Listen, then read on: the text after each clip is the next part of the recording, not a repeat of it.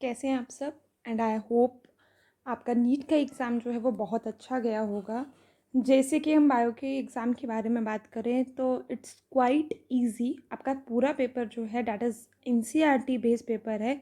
ज़्यादा कुछ नहीं है, बेसिक अगर आपको कॉन्सेप्ट पता हैं, आपने बहुत बार ये क्वेश्चन सॉल्व भी किए होंगे तो बेसिक कॉन्सेप्ट पता होंगे अगर आपको, तो ये आपके लिए पेपर बहुत ज़्यादा ईजी रहा होगा।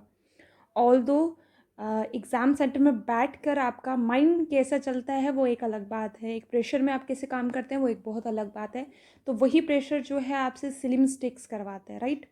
बट जिसके लिए आप अगर फोकस में हो तो वो सिली मिस्टेक्स आपसे नहीं हुई होंगी, और हमारा काम ही यही है कि उन सिली मिस्टेक्स को हम रिमूव कर सकें, राइट। तो आइए पेपर को डिस्कस करते हैं। इन पार्ट्स में हम पेपर को डिस्कस करेंगे। जैसे कि हमारे पास पहला पोर्शन जो है हमारा है बॉटनी से डील करता है। तो फर्स्ट क्वेश्चन ही हमारा है that is the identify the pair of heterosporous pteridophytes among the following, right. तो यहाँ पर आप देख सकते हैं हिट्रोस्पोरस। तो आपके पास अगर आपको याद हो, आपके पास हिट्रोस्पोरस और होमोस्पोरस जो है टेरिडोफाइट्स में आपके पास स्पोर्स बनते हैं, राइट। हिट्रोस्पोरस की बहुत बार ये क्वेश्चन जो है वो रिपीटेड क्वेश्चन है आपके पास, ये बहुत बार आ चुका हुआ है। और इसका आंसर जो है डैट इज आपके पास क्या है, स्लाजिनेना एंड साल्विनिया जो है वो आपके पास हेट्रोस्पोरस स्पोर्स जो है वो फ्रेम करते हैं, राइट। नेक्स्ट क्वेश्चन है आपके पास, cellulose does not form blue colour with iodine. अगर हम बात करें तो स्टार्च आपका आयोडीन कलर देता है, बिकॉज उसमें अगर आप रिंग्स में अगर आप देखोगे तो वहाँ पे सर्टन पॉकेट लाइक स्ट्रक्चर्स बनते हैं जिसकी वजह से वहाँ पर आयोडीन जो है वो अंदर कलेक्ट हो जाता है। लेकिन सेलुलोज में इस टाइप की लिंकेज नहीं होती कि पॉकेट्स फॉर्मेशन हो, हमें मालूम है वहाँ पे बीटा लिंकेज होती है। तो एज सच कोई पॉकेट फॉर्मेशन नहीं होती, जिसकी वजह से that means no complex helix type कुछ भी चीज़ें नहीं बनती हैं जिसकी वजह से वो आयोडीन के मॉलिक्यूल्स को क्या कर सके, होल्ड कर सके। तो आप बता सकते हैं पहली बात तो ये एक पॉलीसेक्राइड है तो ये नहीं आएगा, हेलिकल मॉलिक्यूल नहीं है, आयोडीन को ब्रेक नहीं करता, तो डैट मीन्स आंसर क्या आ जाएगा कि it does not contain that complexes helix जो क्या करें, आयोडीन मॉलिक्यूल्स को कलेक्ट करके रखें, राइट। सामने अगर हम क्वेश्चन साथ में देखें, फिर आपके पास क्वेश्चन है frequency of recombination between gene pairs on same chromosomes as a pair of the distance between genes to map their position on chromosome was use for the first time. And mostly बहुत सारे बच्चों ने ये question जो है वो गलत किया है। जैसे कि मेरे बहुत सारे बच्चों से बात हुई है और बहुत सारे बच्चों ने इस क्वेश्चन को क्या कर दिया है, गलत कर दिया है। अगर आप अपनी एनसीईआरटी ओपन करेंगे और अपने एनसीईआरटी के पेज नंबर 83 पे अगर आप देखेंगे तो नो डाउटली मॉर्गन जो है उसने इसको यूज़ किया था। मतलब आफ्टर, बट फर्स्टली जो ये यूज़ किया था वो उनके स्टूडेंट थे, दैट इज़ द एल्फर्ड। वहाँ पे पर्टिकुलरली आपकी बुक में लाइन लिखी है कि हिज स्टूडेंट एल्फर्ड जिन्होंने इसको यूज़ किया था फॉर द फ्रिक्वेंसी। लेकिन लेटर ऑन उसने अपने टीचर को इसका क्रेडिट भी डाल साथ में दिया था by naming it as an the centimorgan, right. लेकिन firstly it was use by the Alfred not by the Morgan, right. तो ये चीज़ जो है बच्चों ने गलत कर दी हुई है पेपर में, तो इस चीज़ का आप ध्यान रखें कि फ्रिक्वेंसी कॉम्बिनेशन जो है that was firstly used by the Alford, क्योंकि उसने बनाया था। लेटर ऑन उसने अपने जब टीचर को भी बताया तो उनको भी पता चला लिंकेज और रिकॉम्बिनेशन में इस चीज़ को हम जो है हम इसको रिप्रेजेंट कर सकते हैं, और वो भी by centimorgan unit, right. The next question is in tissue culture experiment leaf mesophyll cells. आपको मैंने हमेशा बोला है जब भी आप पेपर अटेम्प्ट कर रहे हैं उसमें इंपॉर्टेंट चीज़ों को अंडरलाइन करें ताकि आपके माइंड में वो चीज़ जाए, right. In tissue culture experiments leaf mesophyll cells जो हैं आप उसको एक कल्चर मीडियम में डालते हो ताकि वो एक अनडिफ्रेंशिएटेड मास ऑफ सेल बना सके, राइट। तो सबसे पहले आपको पता होना चाहिए यहाँ पे लीफ मिजोफिल सेल की अगर मैं बात करूँ तो they are the permanent tissue, right. तो परमानेंट टिश्यू जो है वो दोबारा डिवाइड कर रहा है। तो हमें मालूम है जब कोई चीज़ परमानेंट दोबारा डिवाइड करती है तो हम उसको बोलते हैं डी डिफ्रेंसिएशन, राइट। सबसे इजी क्वेश्चन बहुत बार आप कर चुके हुए हैं, द ईवल क्वाटलेट। एंड सामने इसका आंसर है आपका हैबिटेट लॉस और फ्रेगमेंटेशन जो है that is one of the main cause for the extension of the species, right. Okay then again from the biotechnology, अभी तक आप देख सकते हो जो आपका क्वेश्चन आया है पहला आपका प्लांट किंगडम का है, राइट। सेकेंड क्वेश्चन जो है आपके पास बायोमोलिक्यूल्स के क्वेश्चन है। थर्ड वन आपका मॉलिक्यूलर जेनेटिक्स का आ गया, ठीक है। तो ये वाला अभी आपका प्लांट फिजियो का क्वेश्चन है, प्लांट ग्रोथ का भी बोल सकते हो। और ये आपका इकोलॉजी वाले यूनिट से क्वेश्चन है आपका, ठीक है। और this is one from your biotechnology कि यूवी रेस के एक्सपोजर जब आप डालते हो इथीडियम ब्रोमाइड पर तो then it will show a bright orange colour, right. ये आपको मालूम है। और जो ये सेट है that is the G5 set. Accordingly that अपने क्वेश्चन भी इसके साथ जो है वो चेक कर सकते हैं। Then move to the next question, how many ATPs and NADP molecules जो हैं आपके पास, how many ATP and NADP molecules required for one molecule of glucose during cell Calvin cycle. तो आपको मालूम है इट्स द फंडा 3 to 1 और 1 to 3, जिस तरीके से भी याद रखो। अगर आपको एक साइकिल ऑपरेट करना है तो फॉर डैट आपके पास 3 आपके जो हैं ATP मॉलिक्यूल्स लगते हैं और 2 आपके जो हैं वो NADPH मॉलिक्यूल्स लगते हैं। तो अगर आपको C6 है यहाँ पर, तो आपको अगर 6 मॉलिक्यूल्स चाहिए तो सबको मल्टीप्लाई कर दो किससे, 6 से। तो आंसर आपका आ जाएगा 18 ATP एंड 12 NADPH2, राइट। तो ये आपका थर्ड आपका आ गया इसका आंसर, राइट। नेक्स्ट क्वेश्चन बिल्कुल डायरेक्ट क्वेश्चन है आपके पास। डायरेक्ट क्वेश्चन में अगर आप देखोगे तो large colourful fragments flowers with nectar are seen in, colourful भी हैं और लार्ज फ्लावर्स भी हैं विद फ्रेगनेंट। कलरफुल और फ्रेगमेंट अगर आ जाता है तो पहली सीधी सी बात है आपके पास जो है इंसेक्ट ऑर्गेनिजम्स के लिए ये डेवलप्ड होता है ताकि वो उसमें अट्रैक्ट होकर जो है पॉलिनेशन करवा सके, right. Then which of the following stages of meiosis involves division of centromere. Centromere की डिवीजन जो है आपके पास कौन करवा रहा है, मतलब कहाँ होती है। तो आपको मालूम है जब आपके क्रोमोसोम्स डिवाइड करते हैं तब आपके पास सेंट्रोमेयर भी डिवाइड करेगा। और मियोसिस में हमारे पास पहले मियोसिस में फर्स्ट स्टेज में कुछ भी डिवाइड मतलब आपके पास सेग्रीगेशन सेंट्रोमेयर की नहीं होती है, आपका डायरेक्ट एक पेयर जो है वो मूव करता है। लेकिन एनाफेज सेकंड में अगर हम बात करें तो आपके पास जो है वो स्प्लिटिंग, एनाफेज सेकंड जो है वो आपके पास स्प्लिटिंग होती है किसकी, सेंट्रोमेयर की, right. Next question is during the purification process for recombinant DNA technology addition of chilled ethanol. तो ये तो मैंने बहुत मज़े से आपको समझाया भी है, काम करके थक गए हो थोड़ी सी एल्कोहल ले लो तो आपका DNA बाहर आ जाएगा, right. Then your next question is family फैबिएसी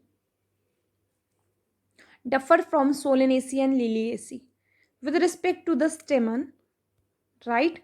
आपको स्टेमन के अकॉर्डिंगली ढूंढना है कि कौन सी चीज़ फैबिएसी में है लेकिन सोलेनेसी और लिलिएसी में नहीं है, राइट। स्टेमन की अगर बात करें तो फैबिएसी में स्टेमन जो है आपके पास वो कितने होते हैं, 10 होते हैं, ये आपको मालूम है।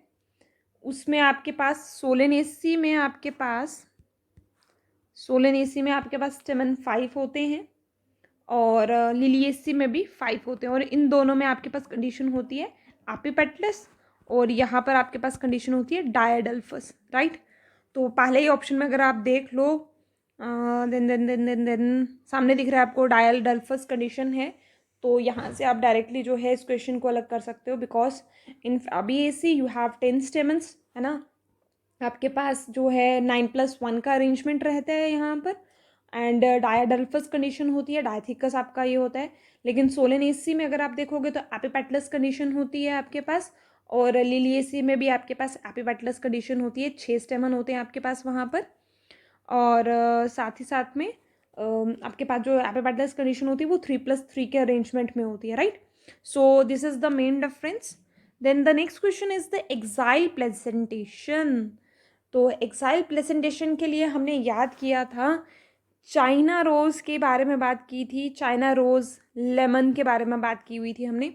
तो हमें याद रखने के लिए जैसे आपकी बुक पे भी मेंशन है कि चाइना रोज़ और लेमन में आपके पास जो है वो एक्साइल प्लेसेंटेशन होती है।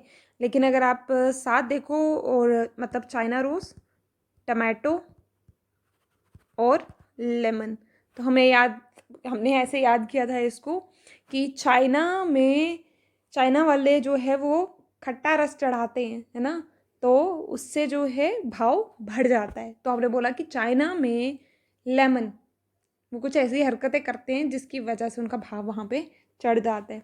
लेकिन अब यहाँ पर हमारे पास टमाटो तो नहीं है, लेकिन चाइना रोज और लेमन है। And petunia is also shows the axile placentation.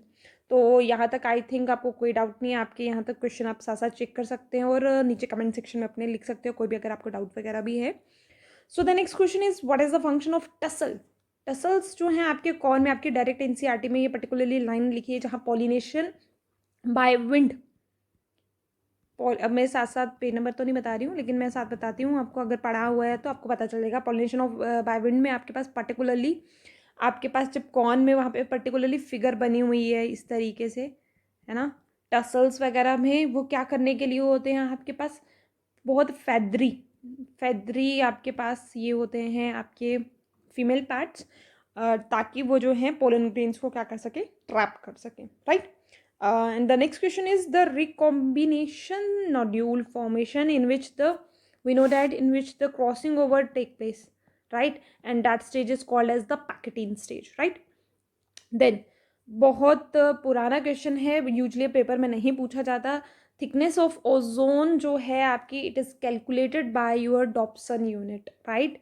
DB आपकी बुक में भी लिखा हुआ मेंशन है। Then the next question is the reaction centre in PS2 और PS1। PS1 जो है वो बड़ा होता है तो 700 नैनोमीटर का, और PS2 जो है वो बेचारा थोड़ा छोटा है तो वो 680 नैनोमीटर का होता है, right. Then the assertion based question भी इस बार बहुत इजी है, पिछले एग्जाम की तरह बहुत पजलिंग, बहुत कंफ्यूजिंग पेपर नहीं है आप लोगों का। Next question is the first stage of your gametophyte in the life cycle of moss is protonema stage. That's true. आपके पास प्रोटोनिमा स्टेज बनती है जो आपकी कैसी है, प्रोटोनिमा स्टेज इज पहला प्राइमरी प्रोटोनिमा आता है, फिर सेकेंडरी प्रोटोनिमा आता है, then you have an leafy stage, right. तो पहली आपकी गेमिटोफाइट स्टेज जो है वो बनती है फ्रॉम द स्पोर्स, जो कि आपके कैप्सूल में डेवलप्ड होते हैं। आपके मतलब जो कैप्सूल में आपके स्पोर्स प्रेजेंट होते हैं वहाँ से आपका पहला प्रोटोनिमा डेवलप्ड होता है जो कि गेमिटोफाइट है। And after that it will lead to the secondary stage and then it forms the leafy stage. तो अगर आप दोनों स्टेटमेंट यहाँ पर पढ़ोगे तो these both statements are correct statements, right. And it also explain the assertion and the reason purpose, right. So the answer here goes to both A and B are correct and R is the correct explanation of A, right. The next question is what is the role of RNA polymerase third। तो ये मैंने आपको सिखाया है roommate means R stands for the polymerase first, for your rRNA, for your messenger RNA you need RNA polymerase second, and for your tRNA you need polymerase third, right। सो सामने अगर आपको tRNA पता है तो आपका आंसर हो जाएगा। And tRNA के साथ जो है 5s RNA snRNA भी जो है ये साथ में फिल करता है, right. Then we have the next question here, the historic convention on your biological diversity, the Earth Summit। बहुत मतलब क्या बोलूँ मैं, मतलब बहुत ही जीके वाला क्वेश्चन है, आपने स्कूल टाइम्स में भी पढ़ा होगा। Earth summit and the Rio de Janeiro that is occur in the year 1992, right. The phenomenon of pleiotropism मैंने आपको बताया है कि whenever pleiotropism means one gene, जब आपके पास मतलब एक सिंगल जीन जो है मल्टीपल फैक्टर्स को अगर आपका क्या करे, कंट्रोल करे, then you call it is the pleiotropic. Polygenic नाम से पता चलता है, polygenic many genes control a single factor, जिसमें हमने स्किन वाला कलर के बारे में बात की थी। लेकिन मल्टीपल एलील्स, मल्टीपल आपके पास जो मल्टीपल एलील्स वाली जो फ्रिक्वेंसी शो होती है, that shows by the a single character, है ना। आपका एक सिंगल जीन जो है वो मल्टीपल कैरेक्टर्स को क्या करता है, कंट्रोल। तो पहली स्टेटमेंट यहाँ पे गलत हो जाती है क्योंकि 2 जीन्स लिखे हैं। प्रेजेंस ऑफ सेवरल एलील्स भी गलत हो जाती है, प्रेजेंस ऑफ 2 एलील्स भी गलत हो जाती है। तो a single gene affecting multiple phenotypic expression, जो इसमें हमने PKU थायराइड मेंस्ट्रुअल वो सारा पढ़ा हुआ है कि PKU के लिए फिनाइल एलानिन वाली एंजाइम जो है वो बनती है, और उसमें हमने ये पूरी चीज़ जो है इसमें पढ़ी हुई है, right. Then again the next question from your spraying of which of the following phytohormone on juvenile conifers, right, help in the hastening of the maturity period that leads to the seed production. तो seed production के लिए आप यहाँ पर क्या use करते हो, तो हमें मालूम है सीड प्रोडक्शन के लिए आपको जो है, अगर आपको चाहिए कि बहुत ज़्यादा प्लांट जल्दी ग्रो करे, वी नीड GA3, राइट, हमने बुक में है, हमारे प्रेजेंट है। जिब्रेलिक एसिड अगर आप दोगे कॉन्फ्यूज को डायरेक्टली, आपके एनसीईआरटी की लाइन है ये, अगर आप फाइटो हार्मोन्स में GA3 देते हो तो आपकी जुवेनाइल कॉन्फर्स जो है वो जल्दी मैच्योरिटी गेन कर सकते हैं, राइट। तो इसका आंसर आ जाएगा आपके पास जिब्रेलिक एसिड, ठीक है। बॉटलिंग इफेक्ट भी इसी में आ जाता है, आपका जोमिनेशन भी इसी में आ जाता है, डोमिनेंसी ब्रेक भी इसी में आ जाता है। Then the next question is the forces generated by the transpiration can lift the xylem, right. आपका जाइलम जो है आपका कंडक्शन होती ही किसकी वजह से, जब आपके पास जो है ट्रांसपायरेशन जो है फोर्स डेवलप करता है तब।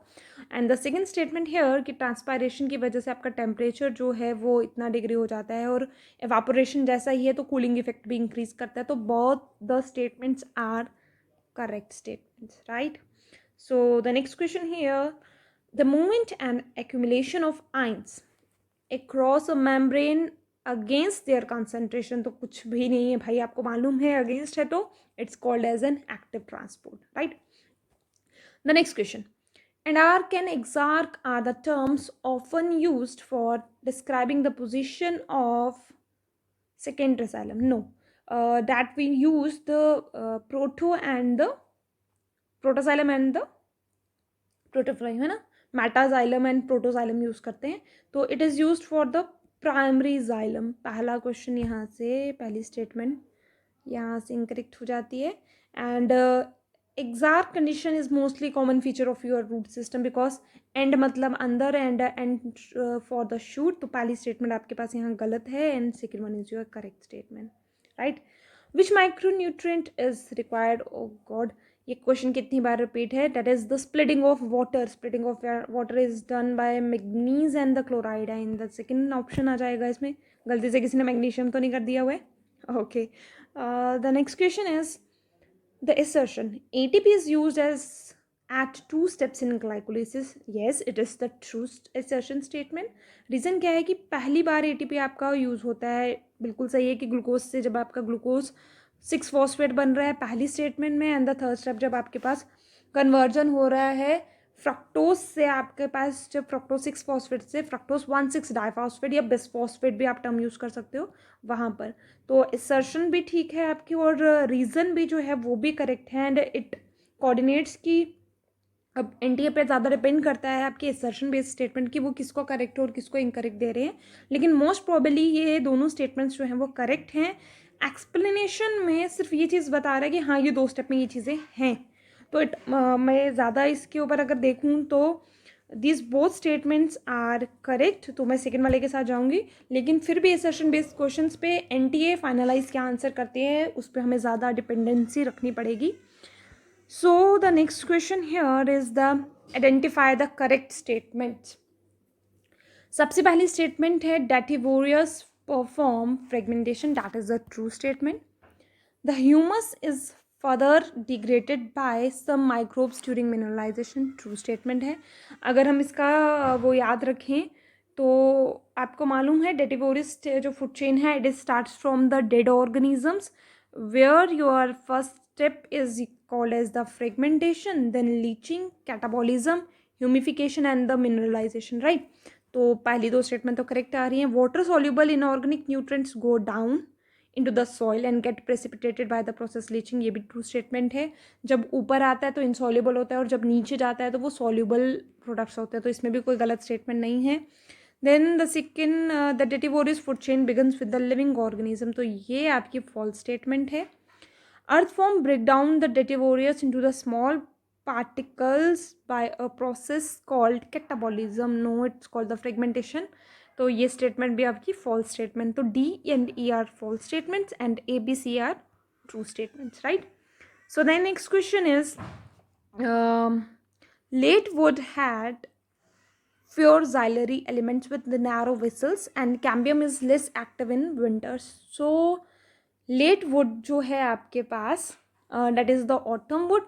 ऑटम वुड में जो है आप ठीक है, नैरो वेसल्स होती हैं, और जाइलम भी जो है आपके पास जो है वो कम ही होते हैं as comparative to your spring would.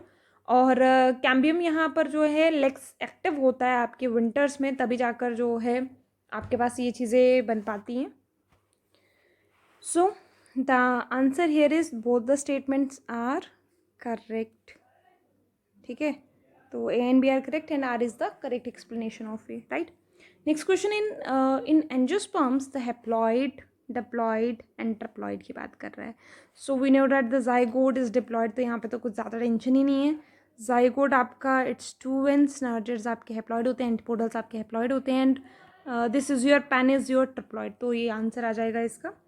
Next question is which hormone promotes the internode and petiole elongation. ये भी बहुत सारे बच्चों ने क्वेश्चन गलत किया है इंटरनोड पढ़कर, तो इंटरनोड पढ़कर तो गलत किया, लेकिन पिटियोल इलोंगेशन और इंटरनोड की इलोंगेशन के लिए पर्टिकुलरली हमारी बुक में लिखा है that ethylene is used for this, right. Then the most common question पिछली बार भी आया है, ये अनइक्वोकल प्रूफ दैट डीएनए जो है जेनेटिक मटेरियल है। ग्रिफिथ का हमें मालूम है ट्रांसफॉर्मेशन वाला एक्सपेरिमेंट था, एंड लेटर ऑन एवरी मैक्लॉइड ने इस चीज़ को आगे फर्दर ले लिया था, लेकिन आपका with no doubt Hershey and Chase experiment ने जो है इस चीज़ को प्रूव किया था। In the equation G P P and R, R जो है वो यहाँ पे क्या शो कर रहा है, आई आर पे शो करता है कि ड्यूरिंग द रेस्पायरेशन आपका कितना जो चीज़ है वो लॉस हो गया, that is the respiratory loss.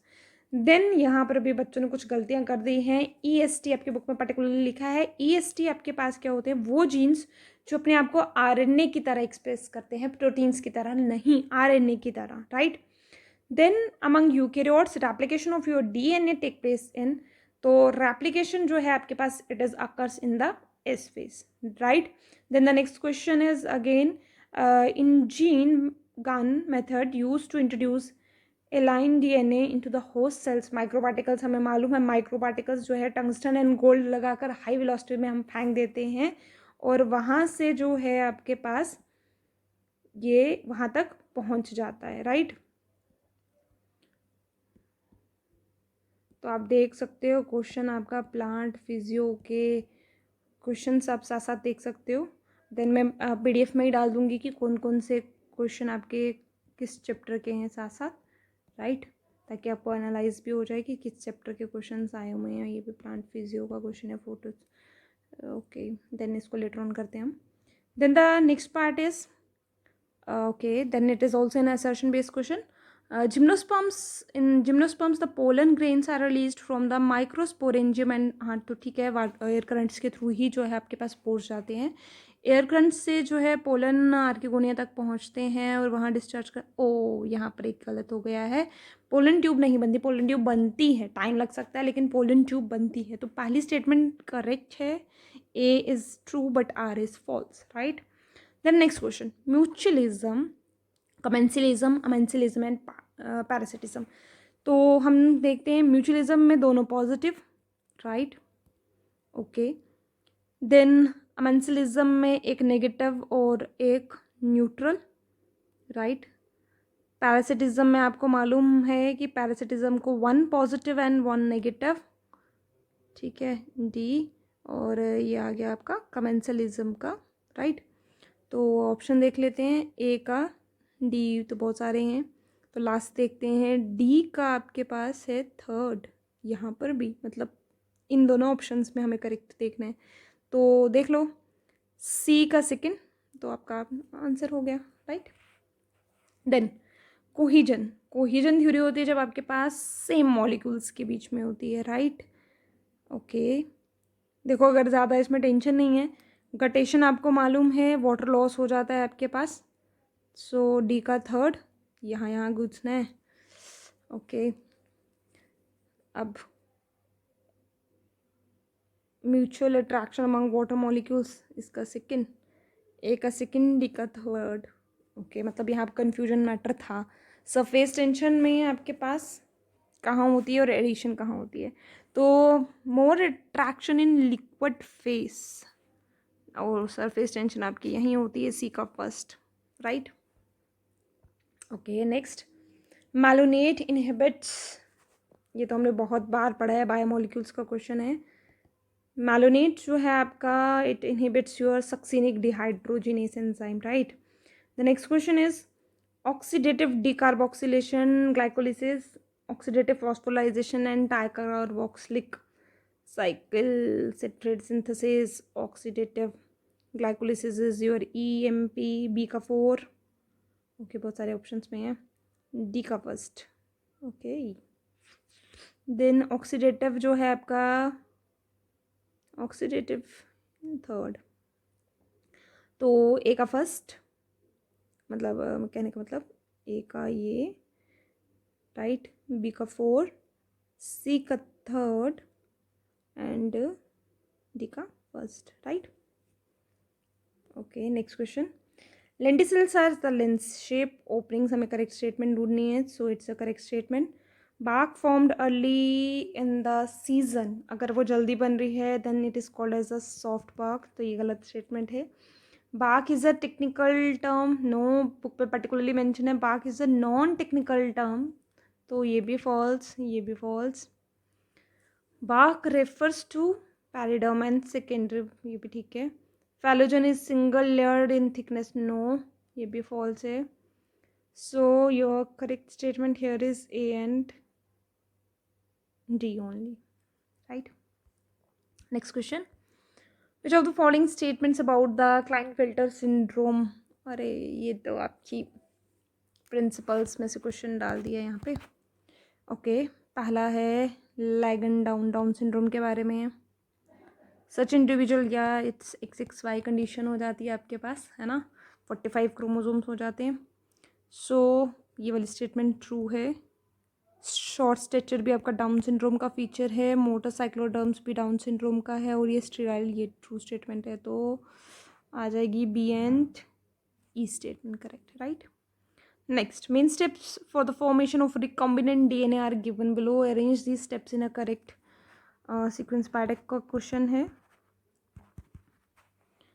पहला है, ओके हाँ, इस क्वेश्चन में ना एक प्रॉब्लम है। अब इट डिपेंड्स कि एनसीईआरटी क्या, मतलब इनके वाले क्या समझ रहे हैं इसको, बट यहाँ पर डिज़ायर्ड DNA फ्रेगमेंट लिखा है, तो उस हिसाब से, क्योंकि आपकी बुक में अगर देखोगे आइसोलेशन ऑफ DNA लिखा होता तो that's the first statement, right.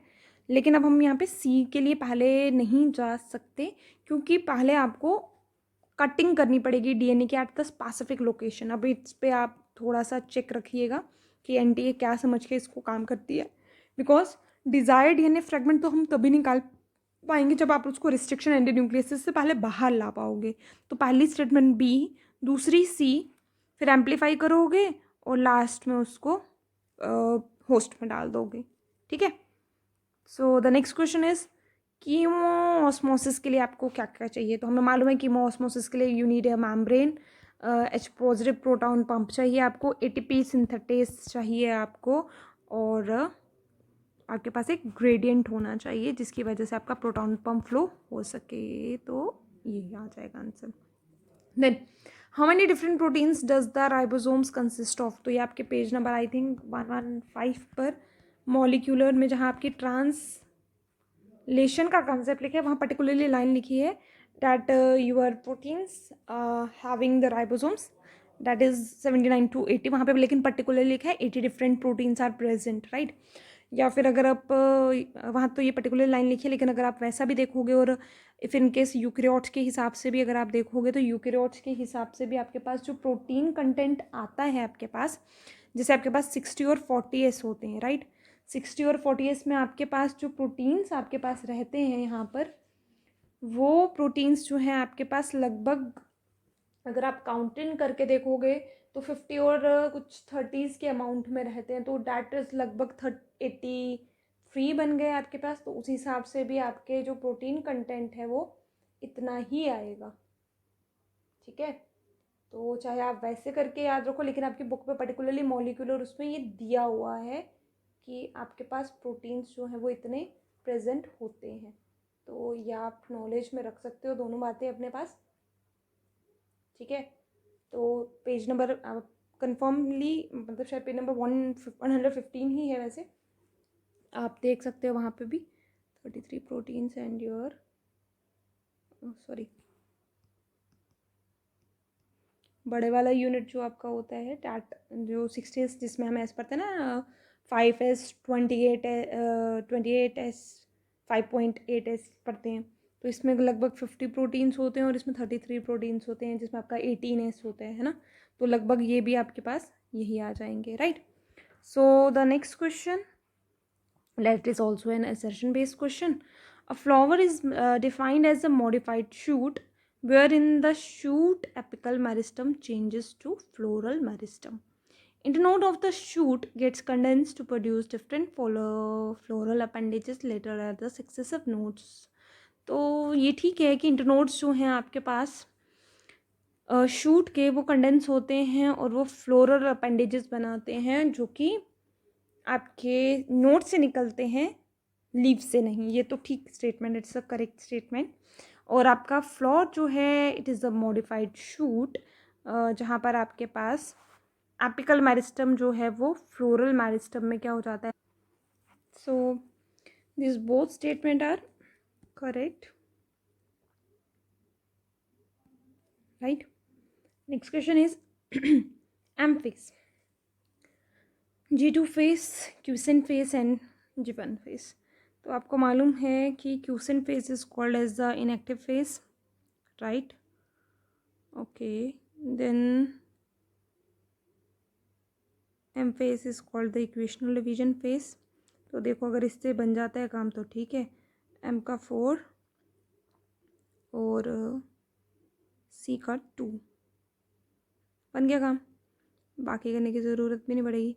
G2 में आपके प्रोटीन सिंथेसाइज होते हैं एंड G1 जो है it is the interval between your S phase and the, मैं ठीक है ये भी okay. Then next question is तो ये मोफोलॉजी का क्वेश्चन था, राइट। ये आपका सेल साइकिल का, ठीक है। Then it is again from your ecology वाला पोर्शन से है। Gause competitive exclusion principle, it states that कि हाँ कंपटीशन होगा तो सेम टाइम पे, वो मैंने टाइगर एंड लॉयन वाली या वो एग्जांपल दिए कि दोनों, उनको शेयरिंग नहीं सिखाई है मम्मा ने, एंड तो वो को एग्जिस्ट नहीं कर सकते, तो it's a correct statement. Second statement, in general carnivores are more adversely affected by competition than herbivores. No, carnivores में नहीं, हार्बिवोर्स जो है उन पे इफेक्ट ज़्यादा पड़ता है क्योंकि उनको खाया जाता है भाई। तो ये वाली यहाँ लाइन आनी चाहिए थी और ये वाली यहाँ आनी चाहिए थी, so it's incorrect statement. Statement 1 is correct, okay, right. Next is also ठीक है, नॉट करेक्ट स्टेटमेंट बोलिए। The amount of some toxic substances of the industrial waste water increases in the organism at the successive trophic levels. The microorganism involved in biodegradation of organic matter in a sewage populated water consume a lot of oxygen and causing the death of, it's a true statement. सामने दिख रहा है, water hyacinth भी जो है वो dynamic change लाता है, हमने पढ़ा है। शोनिया, तो ये भी ट्रू है, ये भी ट्रू है, इससे इंक्रीज हो रहा है, ये भी ट्रू है, बट यहाँ एल्गल ब्लूम्स जो हैं वो इम्प्रूव नहीं कर सकते हैं, वो डिक्रीज करेंगे क्वालिटी को, so this is a not correct statement, तो ये आंसर आ जाएगा इसका। Okay, the next question is match your column, okay.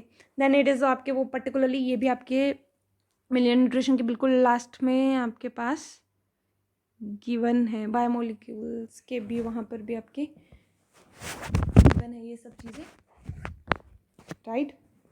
सो यहाँ से हम करते हैं सबसे पहले, आयरन जो है वो कैटालाइज एक्टिवेटर है आपका, ठीक है। जिंक आपका ऑक्सीजन का, उसके बाद मोलिबोडिनम जो है वो नाइट्रोजिनेस करता है, और बोरॉन आपका ये करता है, बी का 4, ओके, आयरन का 3rd, एक मिनट, सॉरी, डी का 2nd है, डी का 2nd, ए का 3rd, बी का 1st, ओके, तो ये आंसर आ गया। सो आई होप यहाँ तक आपका बॉटनी सेक्शन में आपने सारे क्वेश्चंस जो हैं वो देख लिए हुए हैं, और यहाँ तक आपको सब चीज़ें क्लियर है। Next video I will discuss about the zoology. तो आप अपने टोटल मार्क्स कैलकुलेट करके जो है वो कमेंट में आप साथ साथ बताएं कि क्या क्वेश्चन का पेपर आपको कैसा लेवल कैसा लगा और क्या क्या कन्फ्यूजन्स टर्म्स रही हैं। ऑल्दो आई नो डैट कि सब चीज़ें ज़्यादा बाहर से कुछ नहीं है, जिसने एनसीईआरटी अच्छे से पढ़ी है कि वो इसको ईजिली मैनेजेबल वे में कर सकता है। Okay, see you in the next video soon.